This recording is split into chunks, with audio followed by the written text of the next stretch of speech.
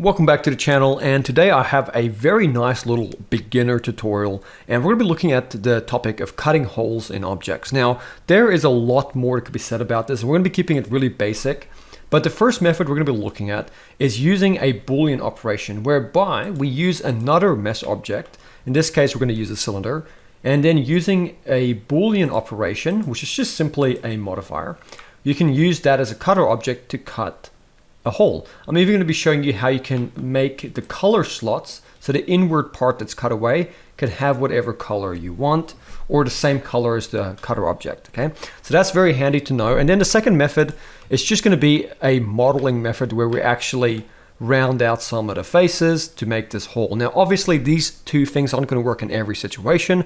I'm not claiming that they do, but this is just more of a beginner tutorial showing you two really cool methods of cutting holes in objects in Blender. So let's jump in, and I hope you enjoy this beginner's tutorial. So I'll be demonstrating two methods like I mentioned. The first one is a Boolean operation. So if a new scene open up in Blender, go ahead and select the default cube and tab into edit mode. With everything active, just go S and Z to flatten that, make it kind of like a disk. And let's just go out back into our object mode. And now what we have here is just something we can cut a hole in. So with a Boolean operation, we want another mesh object to cut with. So let's go Shift A, let's go to our mesh options, and let's add in a cylinder.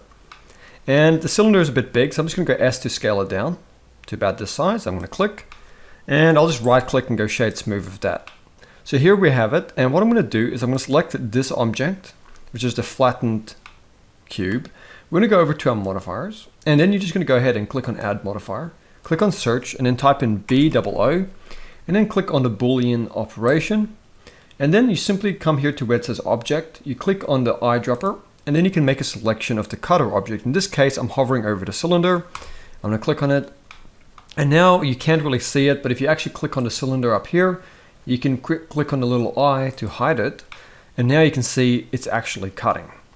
Okay, so there you have it. Now you have a way of cutting a hole, and if you tab into edit mode with this selected, you'll see it disappears because you actually have to apply the Boolean modifier because it is a modifier. So in this case, I'm also going to just quickly mention this because a lot of people don't notice and it's not always covered.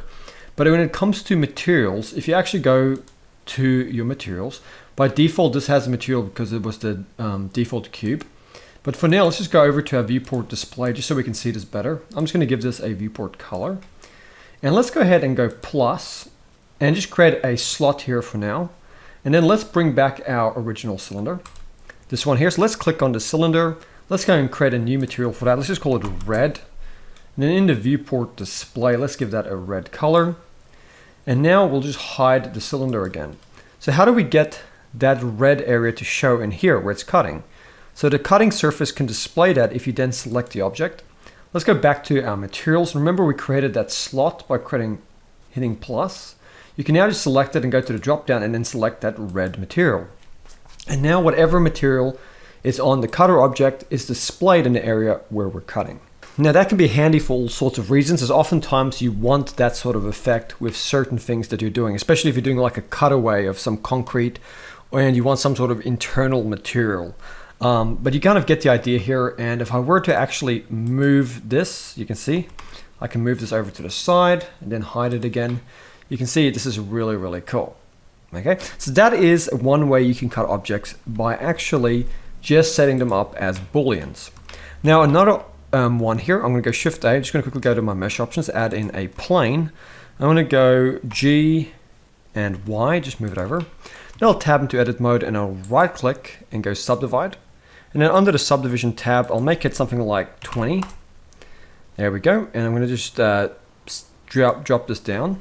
Now the downside of this obviously is you need more topology. But if you just select some of the middle verts, then go Control plus, and I'm going to go about this big. And let's say I want a hole to be here.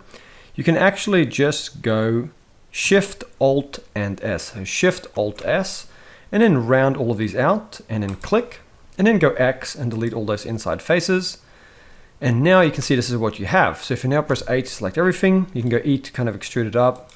And in a kind of relatively quick way here, we've created kind of like the same thing. Now obviously this has more limitations, is mainly because it relies on the topology that you're selecting, but that is one method of cutting a hole as well. So I hope I've been able to demonstrate here 2 different methods of doing this sort of thing. I'll see you guys next time. Give a like, subscribe, and check out some of my other content if this was handy.